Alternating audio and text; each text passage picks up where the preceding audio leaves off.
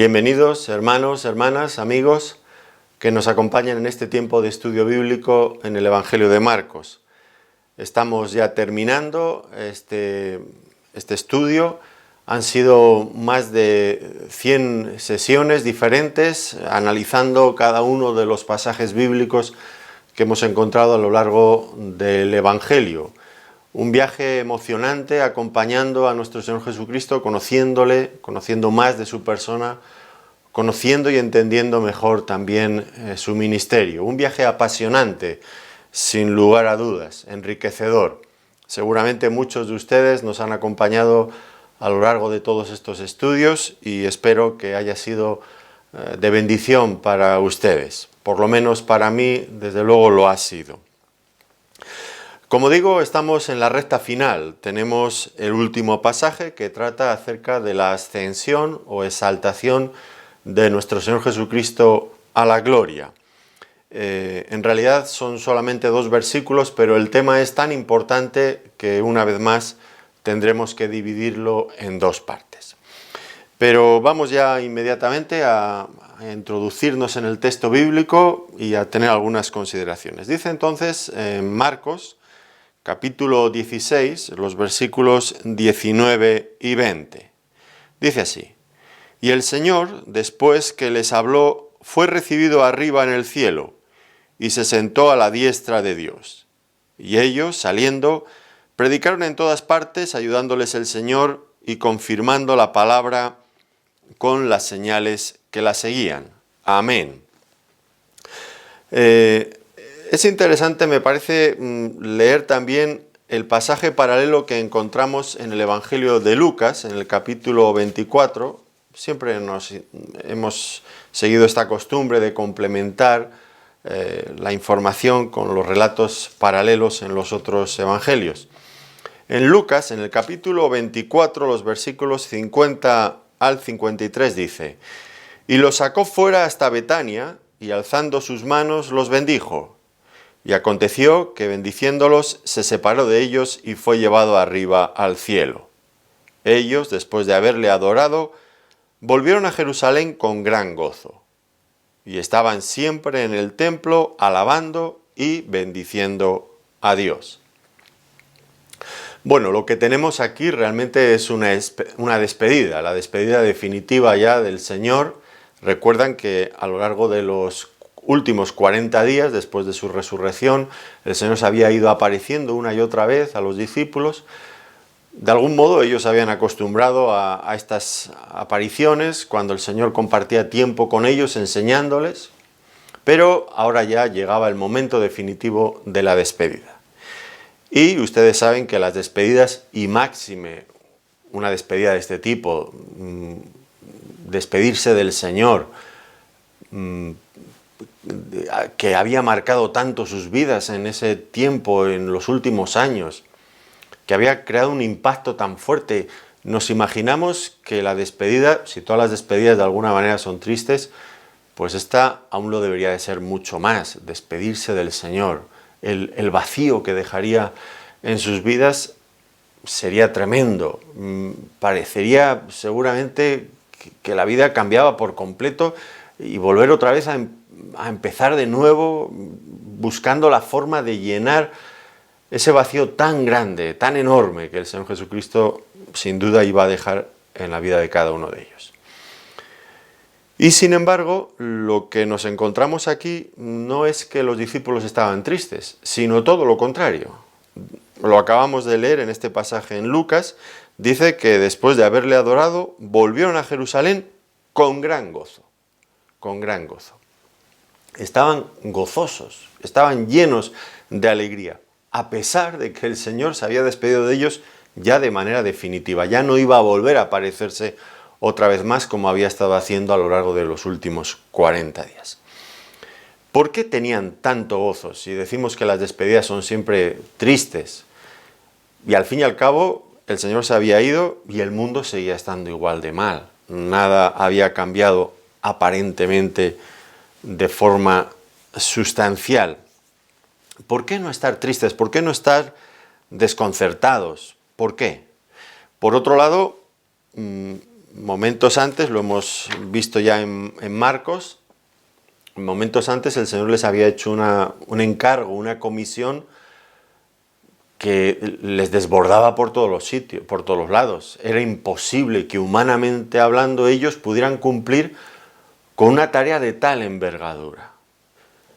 Se sentirían en bancarrota, no faltos de todos los recursos para poder llevar a cabo algo de una magnitud tan grande. Y sin embargo, ya digo, aunque la tarea superaba con creces sus fuerzas, pues ellos estaban alegres y contentos. ¿Por qué razón? ¿Por qué? Esto es lo que nosotros nos debemos de preguntar. Y la respuesta inmediata es que ellos no se sentían abandonados. De ninguna de las maneras se sentían abandonados. Tampoco creían que el Señor Jesucristo ya estaba lejos, ya no estaba con ellos. No era esto lo que ellos sentían. Por esa razón, no estaban entendiendo lo que estaba ocurriendo como una despedida, como un abandono. El Señor estaba con ellos todavía, seguiría estando con ellos siempre. Él lo había prometido. También eso ya lo tendríamos que leer en el pasaje paralelo, en esta ocasión en el Evangelio de Mateo, en el capítulo 28, versículo 20, dice, el Señor les prometió, yo estoy con vosotros todos los días hasta el fin del mundo. Yo estoy con vosotros. Ellos lo creyeron, no solamente lo creyeron, sino que lo vivieron. El Señor estaba con ellos. Es verdad que ya no iba a estar de la misma manera que lo había estado durante los últimos 3 años. Su presencia no iba a ser una presencia física. Pero eso no quitaba, no restaba importancia. No hacía que fuera una presencia menos real, todo lo contrario. Iba a estar presente de forma diferente, pero muy, muy real. Incluso de manera mucho más intensa, más cercana, más íntima. Y ya esa nueva relación que iban a tener con el Señor, nadie ni nada la podría quitar ni cambiar. Así que esto era la razón por la que ellos no se sintieron desesperados o frustrados, todo lo contrario, sino estaban contentos y veían al Señor, sentían al Señor muy cercano. ¿En qué sentido veían al Señor, sentían al Señor tan cerca? Bueno, ese va a ser el tema de nuestro estudio con la ayuda del Señor en esta ocasión. Notemos cómo empieza nuestro pasaje. Dice que el Señor fue recibido arriba en el cielo y se sentó a la diestra de Dios. Nosotros hablamos de la ascensión, pero realmente de lo que tendríamos que hablar, desde luego también de la ascensión. La ascensión es el hecho de subir, de ser llevado al cielo. Pero eso podría ser simplemente, por tratarlo en un aspecto puramente humano, sería el viaje.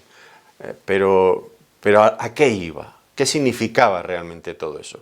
Bueno, más que ascensión habría que hablar de exaltación. Cristo fue entronizado a la diestra de la majestad en las alturas. No solamente que ascendió, sino que se sentó en el trono de Dios, a la diestra de la majestad en las alturas, donde le ha sido otorgada toda autoridad, todo poder. Su nombre está por encima de cualquier otro nombre. Y esto era lo que entendieron los discípulos, aquellos discípulos que vieron al Señor ascender al cielo. Y los ángeles, eso estaría en Hechos de los Apóstoles en el capítulo 1, que complementa también este pasaje. Los discípulos viendo al Señor ascender, para sentarse en el trono. Sentarse en el trono y disfrutar ya de aquella gloria que había tenido antes de que el mundo había sido hecho y que había compartido con el Padre durante toda la eternidad, como él mismo dijo en el Evangelio de Juan. Ahora volvía allí. Y los discípulos que le amaban entrañablemente, no podían menos que alegrarse de que Cristo recibiera el reconocimiento, la gloria que le corresponde. Así que cuando vieron al Señor sentado en el trono, pues o supieron que estaba ya allí, pues ellos les inundaba una sensación de gozo auténtico, porque le amaban, y como le amaban, se alegraban de verle, de que hubiera sido vindicado y colocado en el lugar que le corresponde en este universo, que no puede ser otro que aquel lugar por encima del cual ya no hay nada más, donde Dios está reinando y gobernando todo. Esto lo explica el apóstol Pablo perfectamente en dos pasajes.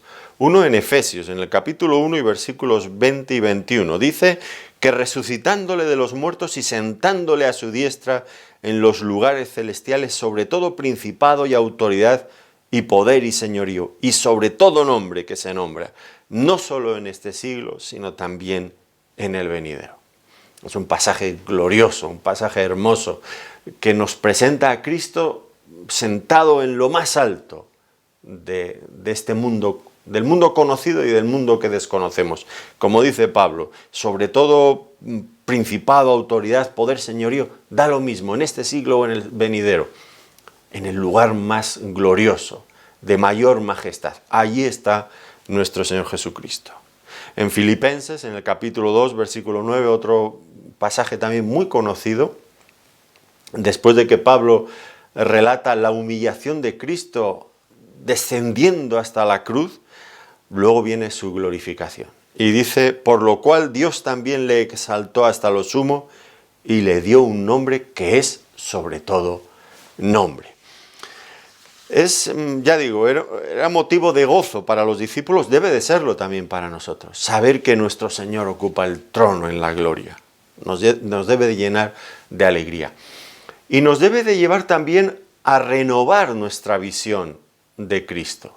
Porque tal vez nos hemos acostumbrado a lo largo de estos estudios a acompañar a nuestro Señor a través de su ministerio por este mundo, enfrentando dificultades, viendo cómo otros le menospreciaban, cómo le tentaban, cómo no le daban el reconocimiento que merecía.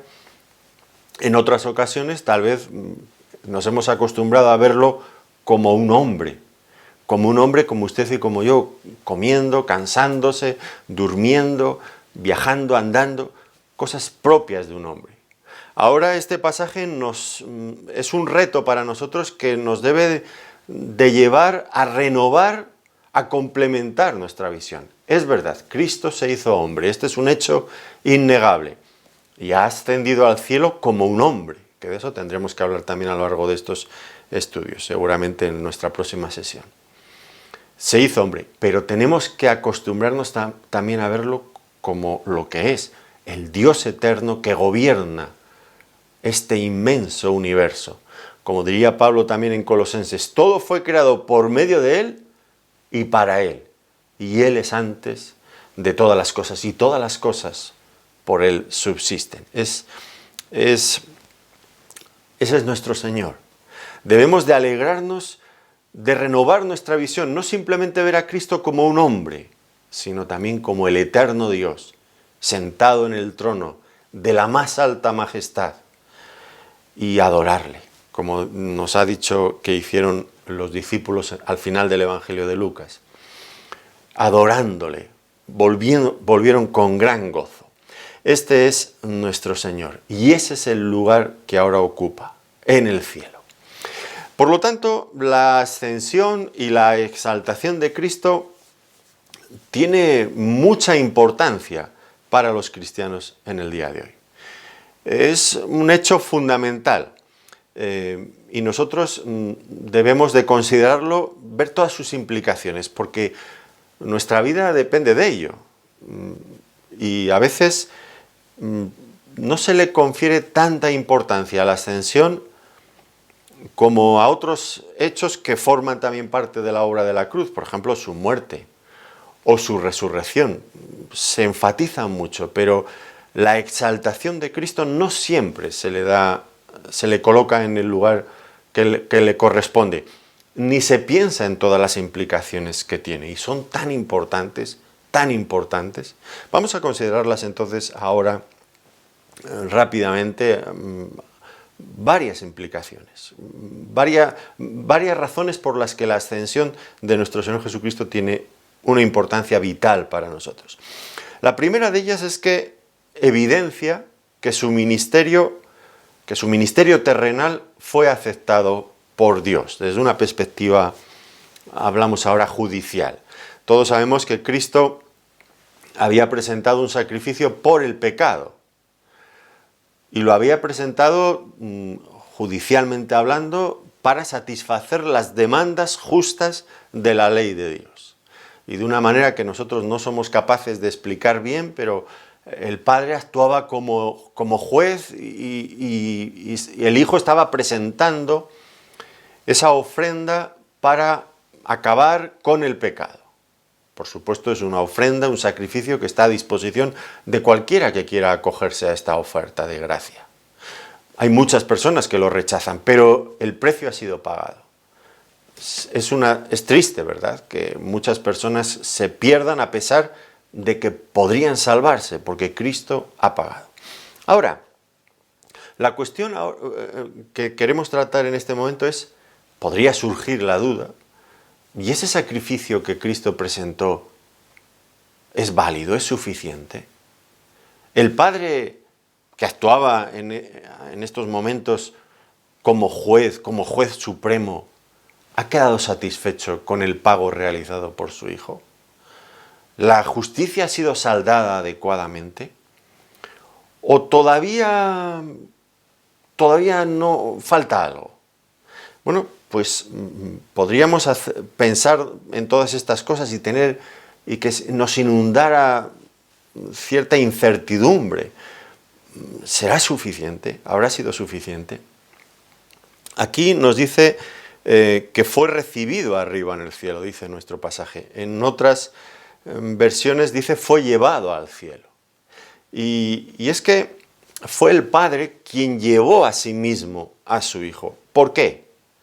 Pues aquí hay un hecho muy importante, y es que el Padre estaba plenamente satisfecho y complacido tanto por la persona de su Hijo, por la obra que él había hecho, y desde una perspectiva judicial satisfecho también con la ofrenda presentada. Tenemos garantías, estamos seguros de que la ofrenda de Cristo por el pecado es suficiente para perdonar nuestros pecados, porque el Padre lo exaltó después de haberla realizado. Como señal de aprobación, estoy plenamente satisfecho, dice el Padre. Ven y siéntate a mi diestra. Por otro lado, el detalle de sentarse, de ser invitado por el Padre, vamos a decir, estamos hablando en términos humanos, las realidades debieron de ser infinitamente más sublimes que todo esto, pero Dios, para que lo entendamos de alguna manera, utiliza términos humanos. Ven, una invitación, siéntate en el trono, hasta que ponga a tus enemigos por estrado de tus pies, dice el Salmo 110. Ahora, este detalle de sentarse en el trono es muy importante, y el autor a los Hebreos, que analiza cada uno de estos detalles, se da cuenta de la importancia que tiene. Fíjense que Cristo ha presentado una ofrenda por el pecado y se ha sentado. Y automáticamente el autor a los Hebreos, que no sabemos quién fue exactamente, pero indudablemente era alguien relacionado con el mundo de los sacerdotes, de los levitas. Algunos han sugerido que pudo haber sido Bernabé, que era levita. Podría fácilmente haber sido, no lo sé. Pero en todo caso alguien bien familiarizado con el entorno, con el proceder de los sacerdotes, en ese mundillo. Y se da cuenta, dice, Cristo ha presentado una ofrenda y se ha sentado. Eso nunca lo habíamos visto en el templo, en el tabernáculo. Era impensable. De hecho, había diferentes muebles en el tabernáculo y en el templo, pero ninguno de ellos era una silla. No había un solo lugar donde sentarse en el tabernáculo o en el templo. Había una actividad constante, frenética. Los sacerdotes no podían parar, nunca se podían detener. Un israelita llegaba para presentar una ofrenda por sus pecados, pero volvería otro día. ¿Por qué? Porque seguiría siendo pecador, y esos sacrificios que presentaban no tenían un valor eterno, un valor permanente. Había que ir renovándolos una y otra vez.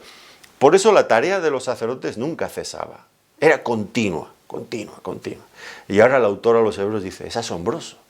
Cristo ha presentado una sola ofrenda y se ha sentado. ¿Por qué? Porque es una ofrenda suficiente. Una ofrenda completa, una ofrenda que satisface plenamente todas las demandas de la justicia de Dios. Lo que aquellos animales del Antiguo Testamento sacrificados en el templo nunca lograron conseguir, ahora Cristo lo ha conseguido por una sola ofrenda, por la ofrenda de sí mismo. Fíjense cómo lo explica Hebreos, este pasaje al que me estoy refiriendo. Hebreos, hay varios pasajes, pero vamos a leer en Hebreos capítulo 10 y versículos 11 y 12. Hebreos capítulo 10, versículos 11 y 12. Y ciertamente todo sacerdote está día tras día ministrando y ofreciendo muchas veces los mismos sacrificios que nunca pueden quitar los pecados. Pero Cristo, habiendo ofrecido una vez para siempre un solo sacrificio por los pecados, se ha sentado a la diestra de Dios. De ahí en adelante, esperando hasta que sus enemigos sean puestos por estrado de sus pies. Se ha sentado. Esto es la evidencia de que el sacrificio presentado por Cristo es válido para perdonar sus pecados, para perdonar mis pecados.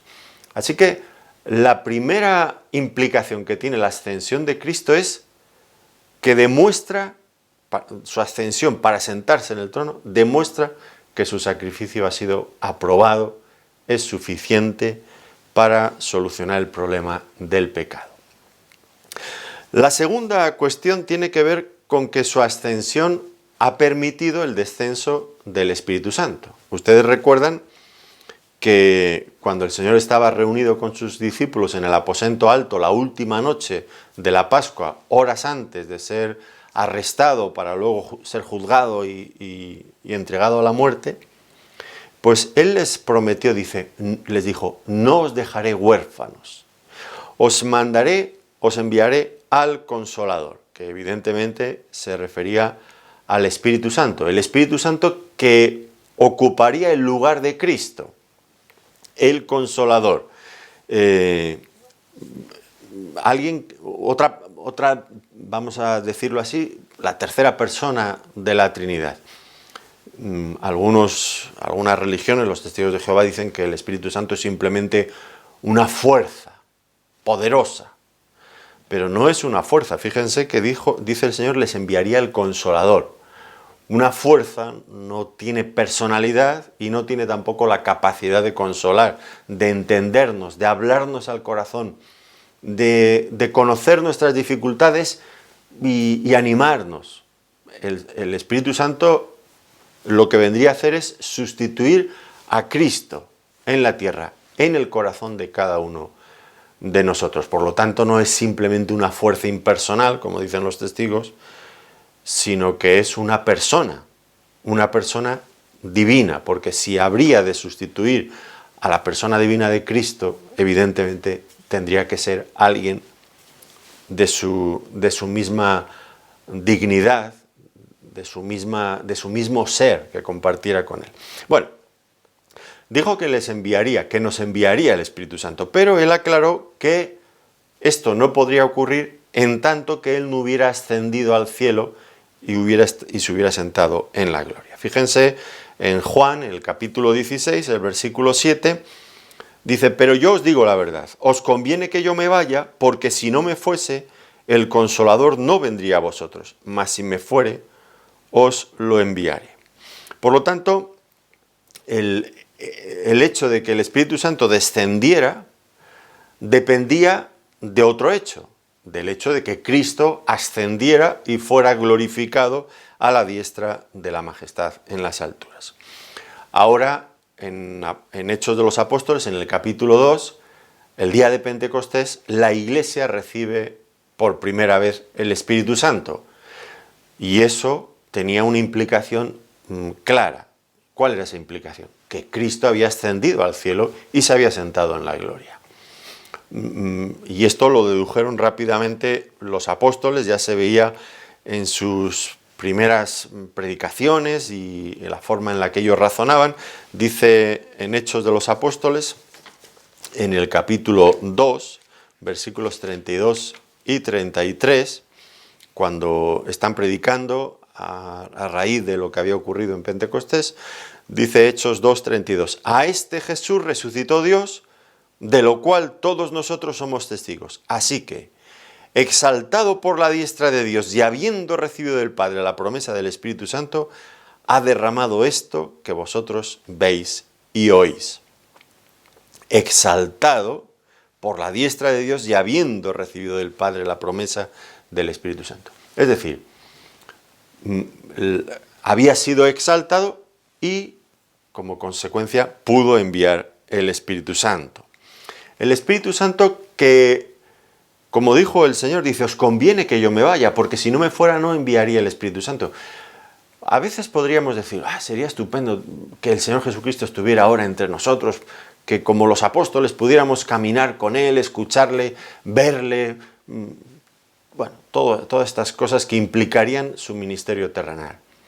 Pero en realidad es mejor cómo estamos ahora, porque estar con el Señor físicamente tenía unas limitaciones importantes, que ahora no tiene la presencia del Espíritu Santo en cada uno de nosotros, habitando, morando permanentemente en nosotros, transmitiéndonos toda la obra de Cristo, todos los resultados de esa obra en nuestros corazones. Es infinitamente mejor. ¿Qué es lo que hace el Espíritu Santo en nuestras vidas? Bueno, pues, como digo, nos aplica, nos transmite todos los beneficios, todos los triunfos, todo lo que Cristo ha conseguido por medio de su obra en la cruz, que implica también su resurrección y ahora su ascensión. ¿Cuáles son estos beneficios? Bueno, el primero de ellos es que el Espíritu Santo, una vez que nos convertimos, viene a regenerarnos en ese mismo instante. Nos sella como propiedad de Cristo y nos regenera. Nosotros no podemos cambiarnos a nosotros mismos. Lo máximo que podemos hacer es reconocer nuestra total y absoluta bancarrota y decirle al Señor, Señor, quiero salvarme, pero no puedo salvarme. Te necesito. Quiero un tipo de vida diferente. Me arrepiento de mis pecados. Pero aunque me arrepiento y digo, no quiero seguir viviendo así, no tengo el poder para cambiarme a mí mismo. Y es entonces cuando viene el Espíritu Santo, toma posesión de nuestra persona, nos sella y nos regenera. Además, el Espíritu Santo tiene otra labor de enseñanza, nos enseña, como les dijo el Señor también a los discípulos en esa misma noche en el aposento alto, Él os guiará a toda verdad. Él os recordará las cosas que yo os he enseñado. Él os enseñará otras cosas que ahora no podéis sobrellevar. El Espíritu Santo nos enseña. El Espíritu Santo nos hace partícipes, nos inunda, nos lleva al convencimiento pleno del amor de Dios en nuestros corazones. El amor de Dios que ha sido derramado en nuestros corazones por el Espíritu Santo. Nos hace conscientes, íntimamente conscientes del amor de Dios. Es el Espíritu Santo. Sin el Espíritu Santo perderíamos, es que no tendríamos la vida de Cristo. Lo perderíamos todo. El Espíritu Santo intercede por nosotros con gemidos indecibles. ¿Cómo hemos de orar? No lo sabemos, pero el Espíritu Santo intercede por nosotros. El Espíritu Santo nos ayuda en nuestra debilidad. El Espíritu Santo nos da dones para que podamos servirle. El Espíritu Santo es tan importante, la labor del Espíritu Santo en la vida del creyente. Y si tenemos el Espíritu Santo es porque Cristo ha ascendido y ha sido exaltado y entronizado a la diestra de la majestad en las alturas. No lo olvidemos. Ambos hechos van íntimamente relacionados. Sobre este último asunto que he mencionado de que el Espíritu Santo nos da dones, el apóstol Pablo en Efesios, en el capítulo 4, desarrolla un poco más esta idea. Efesios capítulo 4, versículos 8 al 11. Allí nos vuelve a presentar a Cristo en estas dos vertientes, tanto en su humillación como ahora en su glorificación, en su exaltación. Y dice en Efesios capítulo 4, versículo 8, dice, por lo cual dice, subiendo a lo alto, llevó cautiva la cautividad y dio dones a los hombres. subiendo a lo alto, llevó cautiva la cautividad y dio dones a los hombres. Y eso de que subió, ¿qué es sino que también había descendido primero a las partes más bajas de la tierra? El que descendió es el mismo que también subió por encima de todos los cielos para llenarlo todo. Y él mismo constituyó a unos apóstoles, a otros profetas, a otros evangelistas, a otros pastores y maestros, a fin de perfeccionar a los santos para la obra del ministerio, para la edificación del cuerpo de Cristo. Notemos cómo Pablo habla de la obra de Cristo. Primero dice que descendió hasta las partes más bajas de la tierra. ¿A qué se refiere esto? Bueno, evidentemente tiene que ver con su muerte en la cruz. Como diría, desarrollándolo un poco más ampliamente en Filipenses, dice que se hizo hombre, se hizo siervo, hombre, y en la condición de hombre se humilló a sí mismo hasta la muerte, y muerte de cruz. Porque no era cualquier muerte la que padeció el Señor Jesucristo. Hasta la muerte, y añade, y muerte de cruz, que eso en el contexto en que él lo dijo, todo el mundo entendía las implicaciones que tenía morir en una cruz. Dice ahora en Efesios que descendió hasta las partes más bajas de la tierra, que implica eso, su muerte en una cruz. Pero dice que el que descendió es el mismo que subió por encima de todos los cielos para llenarlo todo. Y le ha sido dado, como hemos visto antes, un nombre que es sobre todo nombre. Ascendió. Y ahora dice la figura que viene del Salmo 68, el versículo 18, la figura ahí es de un guerrero triunfante, ha descendido, pero ha vencido, ha conquistado y ahora asciende nuevamente al trono, a la gloria. Cristo ha hecho eso, pero al ascender lleva cautivos y también lleva tesoros que ha conquistado y ahora los regala a aquellos que son sus súbditos. Es un guerrero triunfante que asciende, pero que a aquellos que son sus súbditos fieles les regala dones. Dice que subiendo a lo alto llevó cautiva la cautividad y dio dones a los hombres, regalos. Regalos conquistados. Nosotros antes, pues quizás teníamos dones naturales que pues malgastábamos para nuestros propios placeres y caprichos, los usábamos para nuestra propia gloria. Ahora Cristo ha llevado cautiva la cautividad. Él ha vencido, Él se ha hecho dueño de aquellas cosas que antes usábamos para, como digo, para nuestra gloria, para ignorar, incluso para rebelarnos, para altercar, para enemistarnos con Dios. Ahora esos mismos dones que Él ha cautivado nos los regala transformados.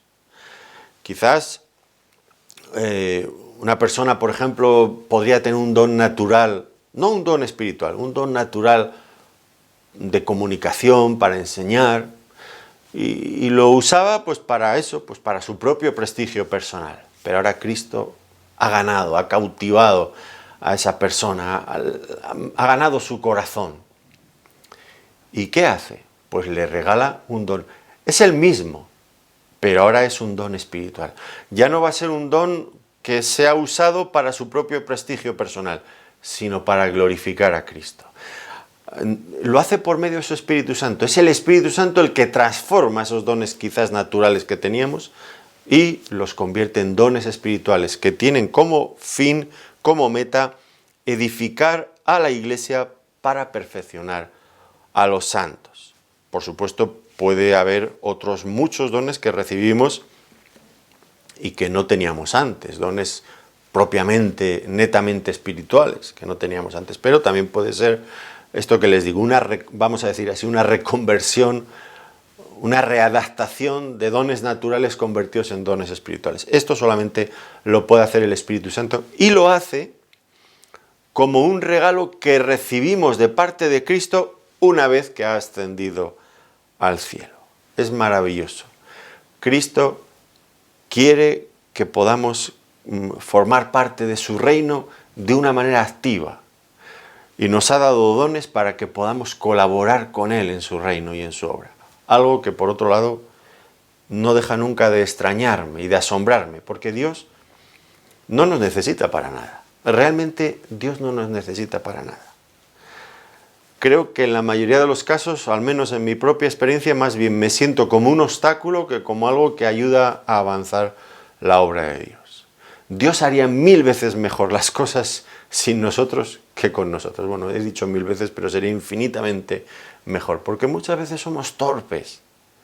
Y sin embargo Dios nos da dones y nos capacita porque quiere utilizarnos, quiere que colaboremos con Él. Increíble, es un hecho que solamente puede surgir de su gracia, de su amor. Es algo increíble.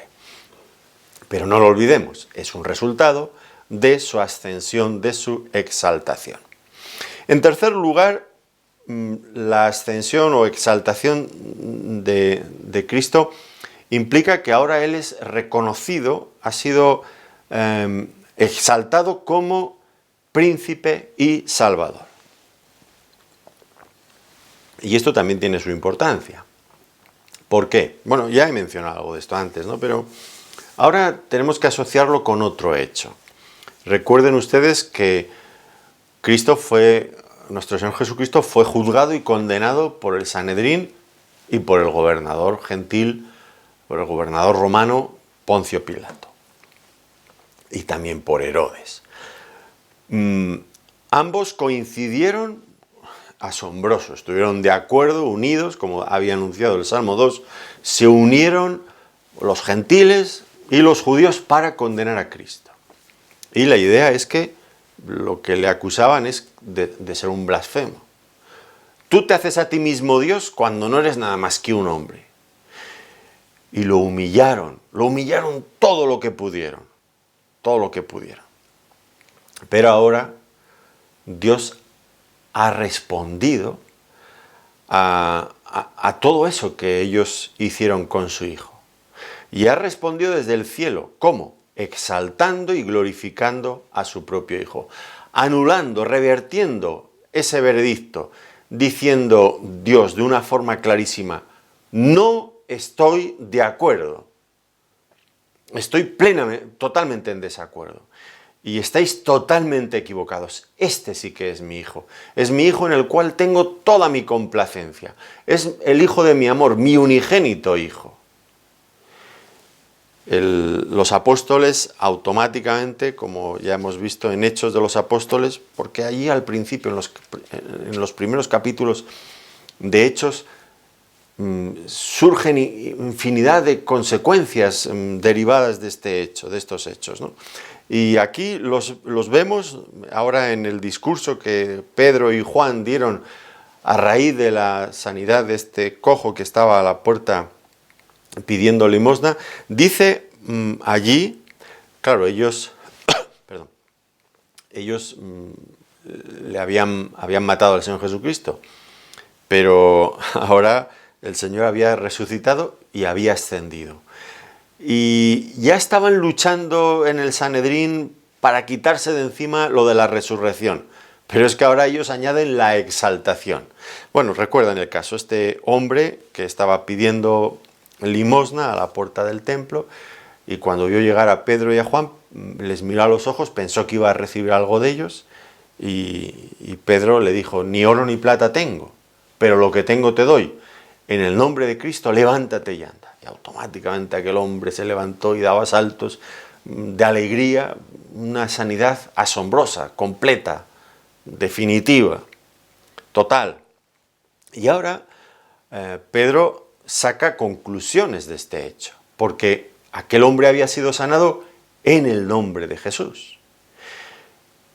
Y ahora dice, fíjense, capítulo 3 de Hechos, versículos 13 al 15. El Dios de Abraham, de Isaac y de Jacob, el Dios de nuestros padres, fíjense, ha glorificado a su Hijo Jesús. Él lo ha glorificado. ¿Qué hicisteis vosotros? Dice, a quien vosotros entregasteis y negasteis delante de Pilato, cuando éste había resuelto ponerle en libertad. Mas vosotros negasteis al santo y al justo, y pedisteis que se os diese un homicida, y matasteis al autor de la vida, a quien Dios ha resucitado de los muertos, de lo cual nosotros somos testigos. Y por la fe en su nombre, a este que vosotros veis y conocéis, le ha confirmado su nombre, y la fe que es por él ha dado a este esta completa sanidad en presencia de todos vosotros. Cristo está vivo, ha resucitado. Cristo está ascendido a la diestra de la majestad en las alturas. Cristo tiene todo el poder, de tal manera que este hombre ha sido sanado en el nombre de Jesús, porque sigue teniendo poder. Y ha sido exaltado al cielo porque Dios lo ha exaltado en contra de vuestro veredicto. Dios no está de acuerdo con vosotros. Claro, esto les colocaba en una posición muy comprometida, bueno, en un gravísimo peligro. Si ellos habían matado al mismo Hijo de Dios, y Dios estaba plenamente identificado con su Hijo, ¿qué iba a ser de ellos? ¿Qué iba a ser de ellos? Pedro, este mensaje, este sermón, me parece a mí que es de los más duros del apóstol Pedro. Matasteis al autor de la vida, pedisteis que se os diera un homicida. Lo que habéis hecho es de una magnitud, de una gravedad, y les está llamando muy duramente. Pero la conclusión lógica es que la exaltación implica que Dios ha revertido, ha cambiado por completo, ha contestado a la sentencia del tribunal judío diciendo no. Y ahora la evidencia estaba a favor de Cristo exaltado como el Rey Supremo en su trono de gloria. Dice allí mismo en Hechos, en el capítulo 2, versículo 36, sepa pues ciertísimamente toda la casa de Israel que a este Jesús, a quien vosotros crucificasteis, Dios le ha hecho Señor y Cristo. Dios le ha hecho Señor y Cristo. Lo ha reconocido, lo ha elevado a la posición de más alta dignidad del universo. La posición que le corresponde por naturaleza, por derecho propio. Un poco más adelante, también en Hechos, capítulo 5, versículos 30 y 31. El Dios de nuestros padres levantó a Jesús, a quien vosotros matasteis colgándole en un madero. A este Dios ha exaltado con su diestra por príncipe y salvador para dar a Israel arrepentimiento y perdón de pecados. Le ha dado todo el señorío. ¿Esperando el qué? Bueno, siéntate a mi diestra hasta que ponga a tus enemigos por estrado de tus pies. Va a llegar un momento en que Cristo va a venir también a reinar aquí. Ahora está reinando en el cielo, pero su obra no ha terminado todavía. La obra de la cruz tiene muchos matices, muchas derivaciones, muchas implicaciones. La obra de la cruz no ha sido completada, sus efectos no han sido plenamente completados en el día de hoy. Porque, por supuesto, su triunfo no puede ser únicamente un triunfo en el cielo, que Él se siente en el cielo y en esta tierra todo parezca continuar como si no hubiera pasado nada. Como si el mismo Hijo de Dios no hubiera vivido en este mundo, como si los hombres no hubiéramos crucificado al Salvador del mundo. Parece que todo sigue discurriendo como si nada hubiera pasado. Y esto no puede ser, no puede ser. Dios ha establecido, ha abierto un paréntesis de gracia, invitando a las personas a que se reconcilien con Él. Ha dado arrepentimiento, dice, a Israel. ¿Qué quiere decir esto? Les ha dado la posibilidad de arrepentirse, cuando lo lógico sería que Dios cerrara la puerta y ejecutara inmediatamente sus justos juicios sobre aquella generación perversa que crucificó al mismo Hijo de Dios. Pero Dios no ha hecho eso, sino que les ha otorgado arrepentimiento para perdón de pecados, igual que a nosotros. Pero eso llegará un día que finalizará. Y entonces Dios enviará a su Hijo y se sentará en el trono aquí en esta tierra.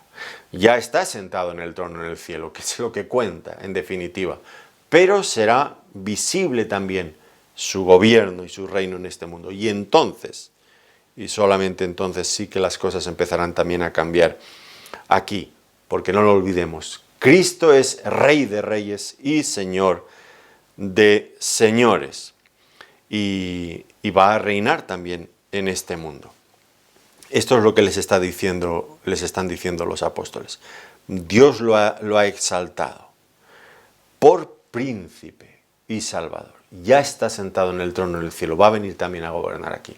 Es importante colocarse en el lado correcto, porque si estamos rebelados contra Dios, cuando Él venga a reinar, Él va a venir a reinar, no va a venir a negociar su reino, Él va a venir a reinar, porque tiene todo el derecho, porque Él es nuestro creador, porque Él es también nuestro salvador. Fíjense, por príncipe y salvador. Tiene plenos derechos. Y eso como consecuencia también de su exaltación. Es otra de las implicaciones. En cuarto lugar, la exaltación de Cristo a la diestra de la majestad en las alturas le ha conferido en esta ocasión una gloria nueva que antes no tenía. Esto es difícil de imaginar, ¿verdad? Cómo el mismo Hijo de Dios, el Dios eterno, puede adquirir una nueva gloria que no tenía antes. Si es Dios, ya tiene toda la gloria. Bueno, pues hay algo, vamos a hablar de esta manera, hay algo que Cristo no era antes, pero que es ahora. Tiene una nueva gloria en su haber. ¿Cuál es esa gloria? Él es cabeza de la iglesia, que es su cuerpo. Antes de su exaltación, Cristo no ostentaba este título, cabeza de la iglesia. Recuerden que la iglesia no se formó, no se constituyó hasta que Cristo ascendió a la gloria y fue exaltado. Cuando el Señor anunció en Mateo, en el capítulo 16, anunció la formación de su iglesia, se refirió a ello como un hecho futuro. Sobre esta roca edificaré, en el futuro, edificaré mi iglesia.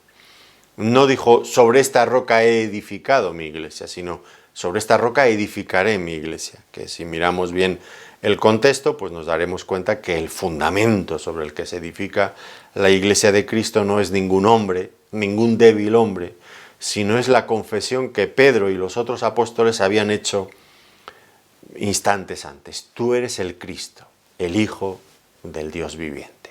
Sobre esa base, sobre quién es Cristo como Hijo de Dios, sobre el reconocimiento auténtico, veraz de quién es Él, sobre esa base se edifica su iglesia. Pero él en ese momento hablaba de la iglesia refiriéndose a su formación futura. Porque ¿cuándo comienza la iglesia de Cristo? Bueno, propiamente empieza a partir de Pentecostés, cuando la iglesia recibe el Espíritu Santo, es sellada con el Espíritu Santo. En ese instante comienza la iglesia. Y entonces Cristo ocupa ese lugar preeminente dentro de la iglesia, como cabeza, como gobernante supremo también de la nueva creación, que es la iglesia, de este nuevo pueblo. En Efesios, Pablo desarrolla bastante, toda la epístola tiene mucho que ver con la formación de la iglesia y cómo en este nuevo cuerpo, que el cuerpo de Cristo, pues confluyen y son reconciliados tanto judíos como gentiles, y al mismo tiempo ambos pueblos enemistados tradicionalmente son reconciliados también con Dios por medio de la obra de la cruz.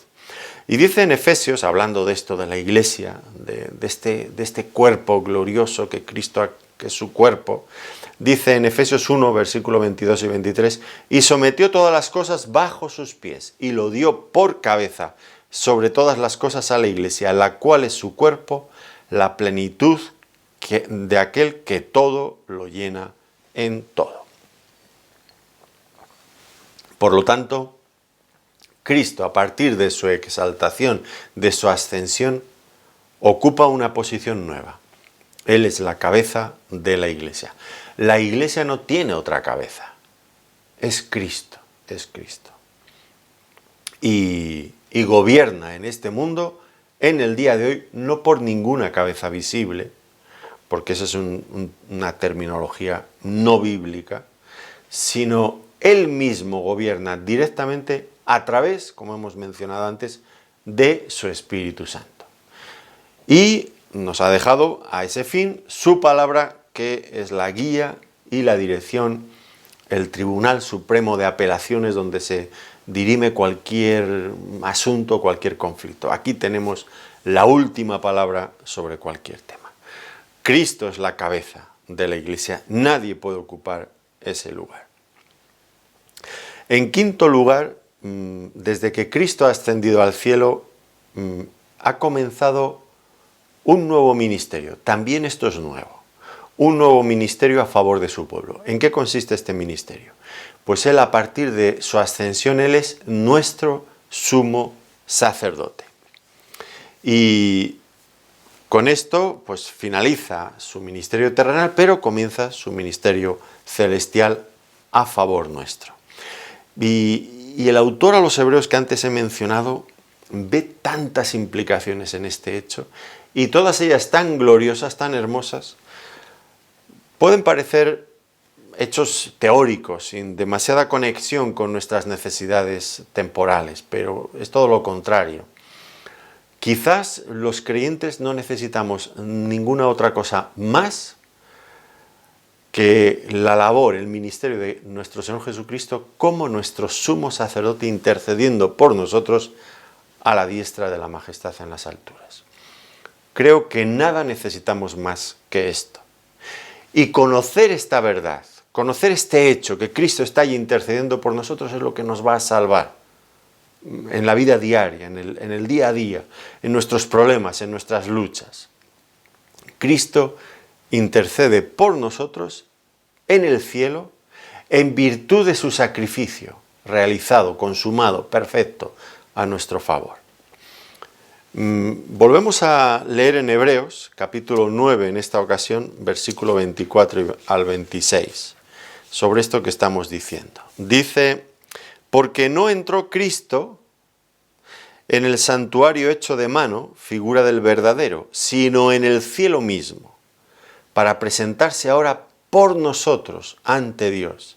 Y no para ofrecerse muchas veces, como entra el sumo sacerdote en el lugar santísimo cada año con sangre ajena. De otra manera le hubiera sido necesario padecer muchas veces desde el principio del mundo. Pero ahora, en la consumación de los siglos, se presentó una vez para siempre por el sacrificio de sí mismo para quitar de en medio el pecado. ¿Qué nos está diciendo este pasaje?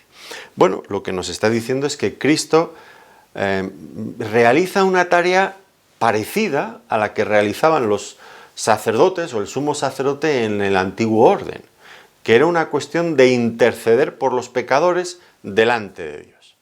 Ahora, ¿en virtud de qué funcionaba, de qué hacía esta labor intercesora el sumo sacerdote antes? Pues lo hacía en función del sacrificio de animales. Pero, como he mencionado antes, el hecho de tenerlos que repetir una y otra vez, pues mostraban la debilidad, la ineficacia, que no solucionaban realmente el problema. Por otro lado, ¿dónde presentaba esos sacrificios? Pues los presentaba en el tabernáculo o en el templo. Pero ahora el autor a los Hebreos dice: la exaltación de Cristo, dice que Cristo, al ascender al cielo, ha traspasado los cielos y ha entrado al verdadero templo de Dios, porque el templo es la casa de Dios. Realmente el tabernáculo o el templo que Salomón o que Moisés construyeron, levantaron aquí en esta tierra, era una pequeña copia, como una especie de maqueta que intentaba representar las verdades reales que están en el cielo. Y ahora Cristo dice, va a presentar su sacrificio no en un templo humano, aquí en esta tierra, sino en el verdadero templo, en la verdadera casa de Dios que está en el cielo, de la cual estos de aquí de esta tierra son sombra, que se proyecta sobre el verdadero templo de Dios. Y presenta un sacrificio no de animales, sino el sacrificio de sí mismo. Y el autor de los Hebreos dice, esto es formidable, esto es formidable. Lo ha presentado una vez y ya no tiene que volver a presentarlo más. Y está intercediendo constantemente por nosotros.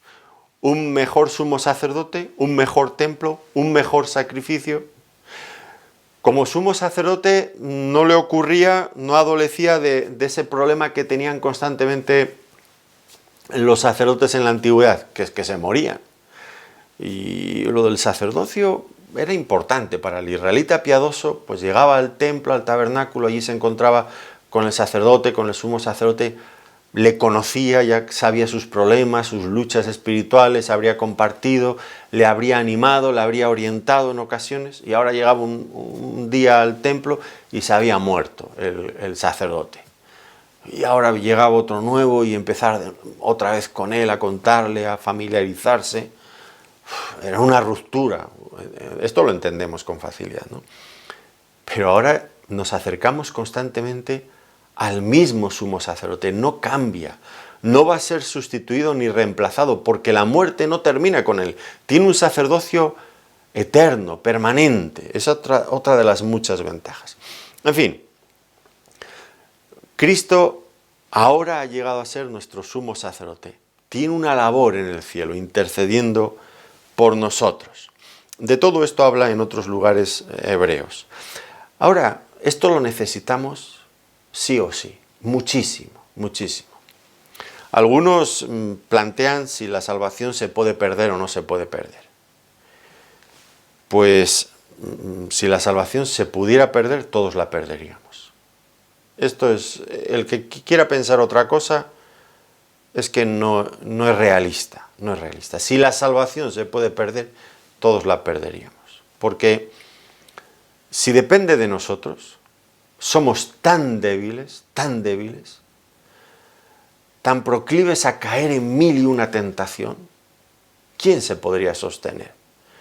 Yo me convertí a los 15 años. Imagínense que, bueno, ahora tengo 53. Imagínense que vivo hasta los 80. Dios quiera que llevarme antes a su gloria. Bueno, no lo sé, lo que Él quiera, ¿no? Pero es tan difícil sostenerse en la vida cristiana. Hay tantos peligros en el camino. ¿Y si llegar hasta los 80? Desde los 15 que me convertí hasta los 80. ¿Pero quién soy yo para aguantar firme en la fe con todos los peligros que hay a mi alrededor? Y a mi alrededor y dentro de mí. Pues yo me perdería, porque caería mil y una vez en cualquier cosa. Y cualquiera de ustedes igual. Porque estamos hechos todos de la misma pasta, no nos engañemos. Tenemos una debilidad estructural, es que nosotros mismos como seres caídos tenemos esa tendencia siempre hacia el lado que no debemos ir. Entonces, ¿cómo puedo yo llegar hasta el final?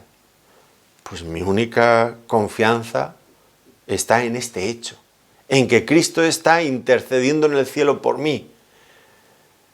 Si yo no me voy a perder, es por Cristo. Porque Cristo me salvó cuando confesé mis pecados y porque Cristo sigue intercediendo por mí. Porque de otro modo, yo nunca llegaría al final de la meta. Ni yo, ni usted, ni nadie. Nosotros dependemos de Cristo. De Cristo en la cruz, de Cristo sentado en el trono intercediendo por nosotros. Fíjense, a veces no vemos estas realidades. El Señor Jesucristo se lo explicó en una ocasión a los apóstoles, en aquellos momentos durísimos, cuando se enfrentaba ya a la cruz, duros para Él, por lo que tendría que pasar en la cruz, pero duros también para los discípulos, que tendrían que ver a su amado Maestro humillado de esa manera en que lo iba a hacer en la cruz. Y ahora, ¿qué estaba pasando? Allí donde no se ve, detrás del telón, ¿qué estaba ocurriendo? Dice el Señor en Lucas capítulo 22, versículo 31 y 32. Dijo también el Señor: Simón, Simón, he aquí Satanás os ha pedido para zarandearos como trigo, pero yo he rogado por ti, que tu fe no falte. Y tú, una vez vuelto, confirma a tus hermanos. En este momento el Señor todavía no había ascendido al cielo, pero ya había comenzado cierta labor de intercesión, que ahora realiza plenamente en el cielo. Fíjense, Satanás os ha pedido para zarandearos como a trigo.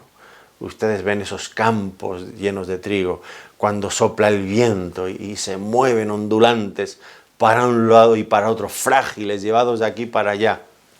Y así somos nosotros. Dice, pero yo he rogado por ti, que tu fe no falte. Si no fuera por el Señor, que ruega por usted, que ruega por mí, que nuestra fe no falte, nosotros acabaríamos mal, sin duda, sin duda. ¿Dónde está nuestra confianza? Pues si la confianza del creyente está en uno mismo, pensando que con nuestro esfuerzo podemos llegar a la meta, estamos totalmente equivocados y somos unos ingenuos.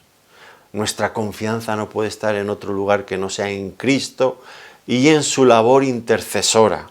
La necesitamos. En su labor intercesora incluso cuando pecamos. El diablo nos tienta y a veces nos hace creer que el pecado nos va a hacer más felices, que va a aportar algo de chispa, de gracia a nuestra vida, que es muy aburrida esto de ser creyente. Y cuando pecamos, ¿qué pasa? Pues entonces viene a acusarnos. Y nos sentimos, ¿cómo nos sentimos cuando pecamos? Pues cuando pecamos nos sentimos sucios y culpables. Y Cristo, como sumo sacerdote, viene a solucionar esas dos cuestiones. Nuestra suciedad, porque presenta ese sacrificio perfecto con el que intercede por nosotros, y nuestra culpa, del mismo modo. Es Cristo el que hace eso. Cristo que, bajo otra figura, en este caso de Juan, del apóstol Juan, hijitos míos, no pequéis, pero si alguno hubiere pecado, abogado tenemos para con Dios, a Jesucristo el justo. Él es nuestro abogado que intercede también por nosotros. Nuestra confianza depende enteramente de Él. Fuera de Él nada somos, nada tenemos, pero con Cristo lo tenemos todo. Mire, usted y yo estamos en este mundo, expuestos a un sinfín de problemas y de dificultades. Pero Cristo es nuestro sumo sacerdote, está en el cielo, ha traspasado el cielo y está allí. El autor a los Hebreos, una ilustración que me encanta, la pueden encontrar en Hebreos capítulo 6, versículos 19 y 20, dice que Él ha traspasado los cielos y Él ahora tiene este ministerio. Y lo ilustra con un ancla, ya saben ustedes, de los barcos, un ancla. Realmente el ancla está en una posición, en un lugar diferente, en un plano distinto que el barco. El ancla está bajo el agua, el barco está flotando encima del agua. Un barco atracado en un puerto, pues puede estar sujeto a vientos, a oleaje, y se mueve para allá y para acá, a capricho del viento, de las olas. Pero hay algo que lo mantiene allí, quieto. ¿Qué es? El ancla que está debajo, en el fondo del mar, que lo sujeta, que lo tiene bien amarrado. Nosotros somos igual, estamos en este mundo, sujetos a todos los vaivenes, a todas las luchas, a todas las tentaciones, a todos los problemas.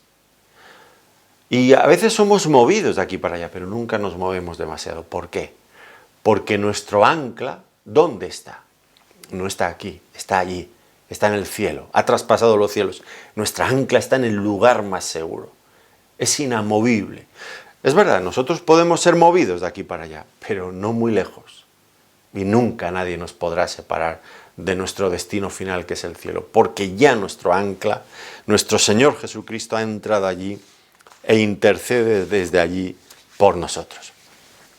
En fin, la exaltación de Cristo trae enormes ventajas y bendiciones para el creyente. Pero lo que aún nos debe de llenar más de alegría es lo que les llenaba a los discípulos. La ascensión de Cristo ha supuesto su exaltación a la gloria, para sentarse y ocupar el lugar del que Él es digno. Y solamente Él es digno, porque Él es el Hijo de Dios. sentado a la diestra de la majestad en las alturas. Tiene que ser Dios, porque si no, el Padre no le habría invitado a sentarse en ese lugar. Dios no invita a nadie a sentarse en su trono si no es Dios. La segunda persona de la Trinidad está ocupando ese lugar. Sí, tenemos que seguir viendo a Cristo como hombre perfecto, pero no nos olvidemos. Complementemos esa visión con la perspectiva, con la figura, con la imagen de Cristo como el eterno Dios sentado en la gloria, en la majestad. Ambas verdades son ciertas. Y ahora ocupa ese lugar a nuestro favor, intercediendo por nosotros. Es allí donde estamos seguros. Solamente allí podemos estar seguros. Tenemos que dejarlo aquí, no porque hayamos completado el tema, aún tenemos más cosas que decir sobre la exaltación de Cristo y sus implicaciones, pero tendrá que ser en la próxima sesión. Hasta entonces, que el Señor les bendiga muy ricamente y gracias por su atención y por acompañarnos.